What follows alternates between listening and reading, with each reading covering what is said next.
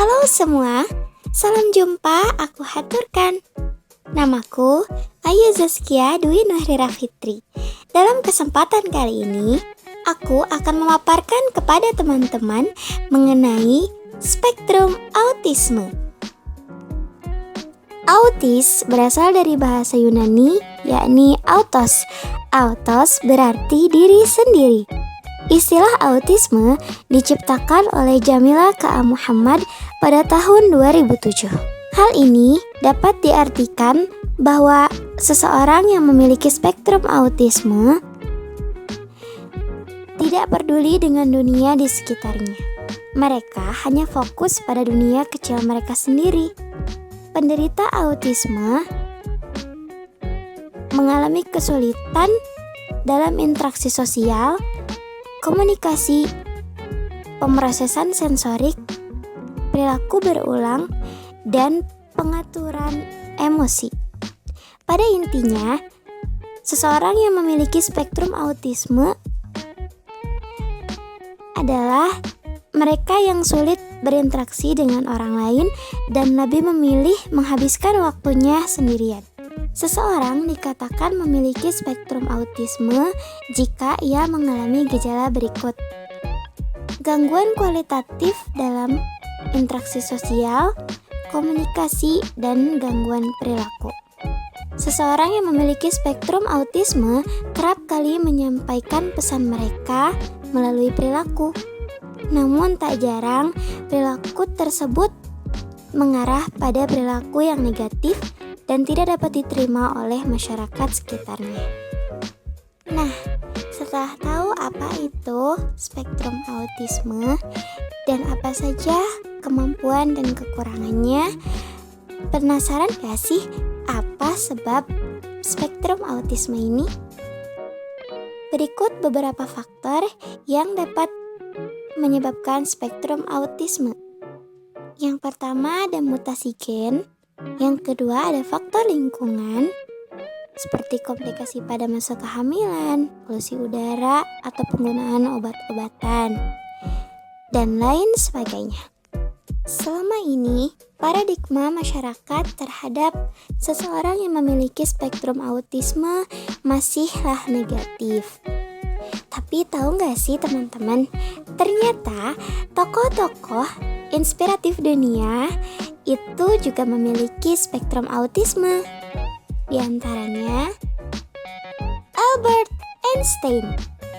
Aku yakin teman-teman pasti sudah mengetahui tokoh dunia yang satu ini. Betul bukan? Albert Einstein adalah seorang fisikawan teoritis kelahiran Jerman 14 Maret 1879 dan tutup usia pada 18 April 1975. Albert Einstein terkenal dengan kecerdasannya. IQ-nya diyakini 160 sampai 190. IQ-nya yang luar biasa tinggi itu membuat banyak sekali ahli yang berspekulasi bahwa Albert Einstein adalah seseorang yang memiliki spektrum autisme. Berikut ini beberapa ciri yang mengindikasikan jika Albert Einstein adalah seseorang yang memiliki spektrum autisme. Yang pertama,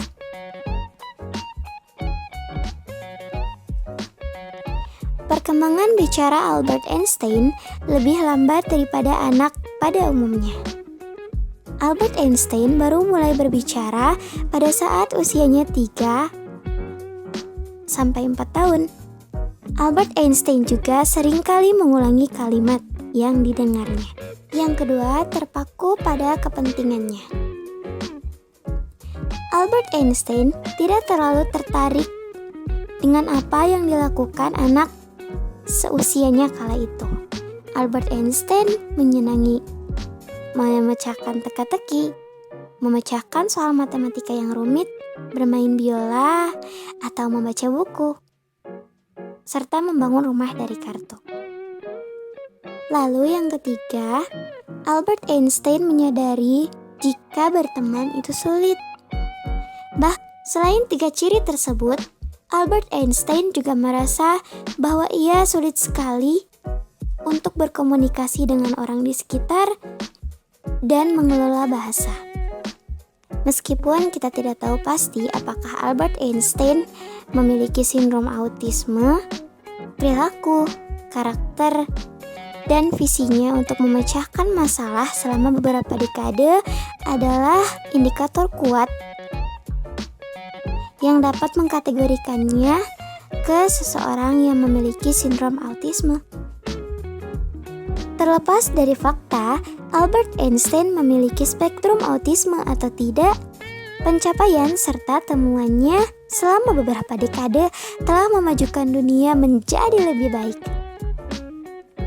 Albert Einstein memang lebih dikenal dengan teori perkembangan relativitasnya, tetapi ia juga berkontribusi dalam pengembangan teori mekanika kuantum, yang mana dua teori ini menjadi pilar fisika modern.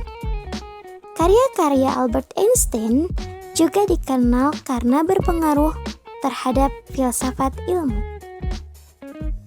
Menurut Syaputri 2022, keterlibatan orang tua dalam pengasuhan akan sangat membantu perkembangan anak dengan spektrum autis.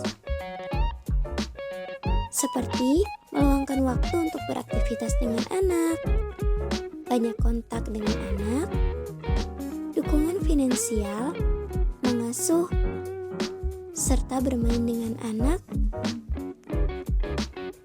rangsangan atau stimulasi khususnya dalam keluarga, misalnya dengan penyediaan alat mainan, sosialisasi dengan anak, keterlibatan dengan anggota yang lain akan mencapai perkembangan yang optimal.